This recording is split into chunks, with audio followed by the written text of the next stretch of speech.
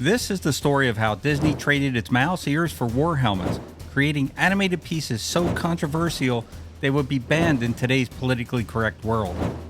Brace yourselves for a journey into Disney's hidden past, one that they'd probably like you to forget about, on this episode of Rerun Zone.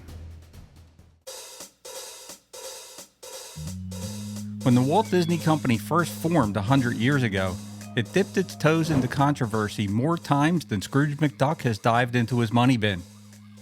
First, there was Pinocchio, with its spine-chilling story that casts a dark shadow, with tales of child trafficking and abuse, where young children are sent to Pleasure Island, where they're turned into donkeys to live out their lives as slaves.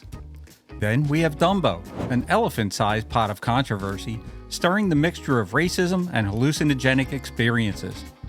And finally, there's Song of the South, the film that was yanked from U.S. screens faster than you can say Splash Mountain due to its portrayal of racial stereotypes.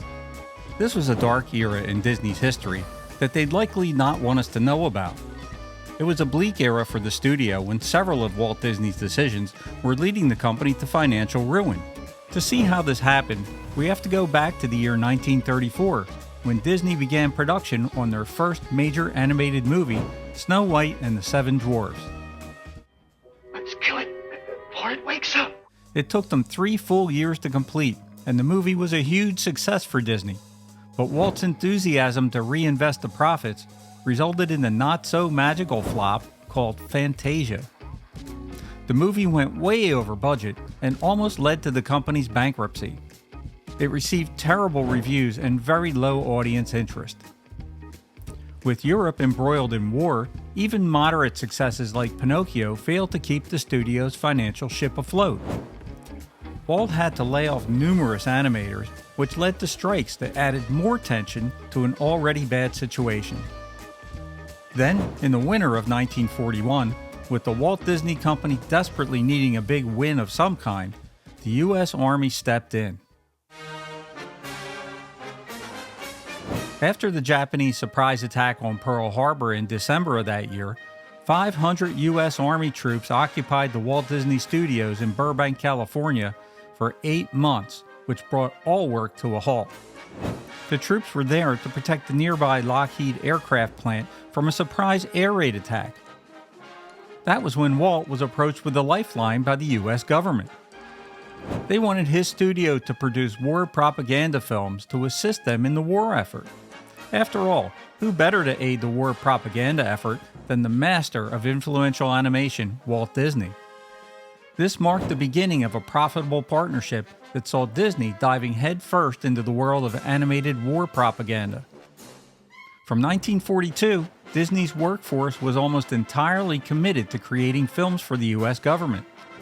With an astounding output of 400,000 feet of film, or roughly 68 continuous hours, they showed a level of productivity that would make even the Seven Dwarfs envious. Initially, the Navy presented a formidable challenge to Disney, demanding a staggering 90,000 feet of film within a mere 3-month time frame. These films, which were aimed to enlighten sailors on navigation strategies, marked a significant departure from Disney's typical output. Disney didn't just cater to the military, though. They also responded to a call from the U.S. Treasury Department, persuading Donald Duck to star in The New Spirit, a film that aimed to convince Americans to pay their taxes for the war effort. Not just your duty, but your privilege to help your government by paying your tax and paying it promptly. Oh, what's the big hurry? It reached an audience of 26 million and influenced a whopping 37% of them to pay their taxes. The Walt Disney Company survived bankruptcy thanks to the timely financial support from military contracts. Throughout the course of the war, Disney produced an astounding volume of educational war films. In 1943 alone, Disney manufactured a staggering 204,000 feet of war propaganda film content when their typical output was only 27,000 feet of film annually. One significant collaboration involved Colonel Frank Capra's request for Disney to create animated sequences for U.S. Army-backed film series.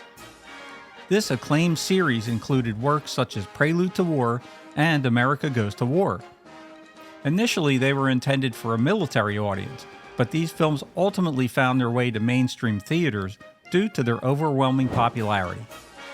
Disney also ventured into print media, creating a children's book to promote the purchase of war savings stamps. Disney also crafted a series of films directed against Germany and Japan with the intention of depicting these nations and their leaders as manipulative and morally bankrupt. Among the films produced during this period were Reason and Emotion in 1943, Der Führer's Face in 1943, Education for Death, The Making of a Nazi 1943, Commando Duck in 1944, and Donald Gets Drafted in 1942. Each of these shorts tells its own riveting story, from Donald Duck's experiences getting drafted into the U.S. Army, and also Donald's day in the life of a soldier in a Nazi-occupied country. There was also the tragic tale of Hans, a German boy gradually indoctrinated into Nazi culture, giving the American public a different perspective on the war-torn world. The Disney we know today owes its very existence to this war-torn period. While these controversial cartoons have been consigned to the vault, their influence on Disney's story is undeniable. The following is a list of propaganda cartoons produced by the Walt Disney Company for the U.S. government during World War II. This list is not complete, as there were many instructional and training films produced that were never released to the public. I'll leave a link to a list of the various Walt Disney War propaganda training films in the description below.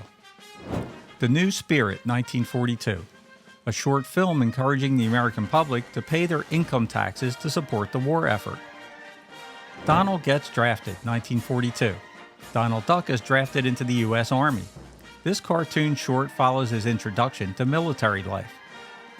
Victory Through Air Power, 1943, a feature-length film that promoted the concept of strategic air power, based on the book of the same name by Alexander P. de Seversky. The Spirit of 43 in 1943, another short film encouraging Americans to pay their taxes, similar to The New Spirit.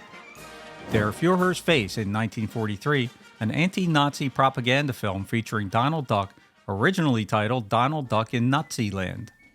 This short film won the Academy Award for Best Animated Short Film. Education for Death, 1943, a short film that depicted the process of indoctrination in Nazi Germany. Reason and Emotion, 1943, an Oscar-nominated short film depicting how fear and emotion can be manipulated during times of conflict. Commando Duck, 1944, a short film that features Donald Duck behind enemy lines in the Pacific during the war. The Old Army Game, 1943, and Home Defense in 1943. These are among several short films in which Donald Duck has to contend with Army life. So now it's your turn. What do you guys think about these controversial Disney shorts and training films? Leave your comments below, and if you enjoyed this video, please like, share, and subscribe, but most of all, thanks for watching. This is Rich from Rerun Zone. I hope to see you in my next video. Am I glad to be a citizen of the United States of America?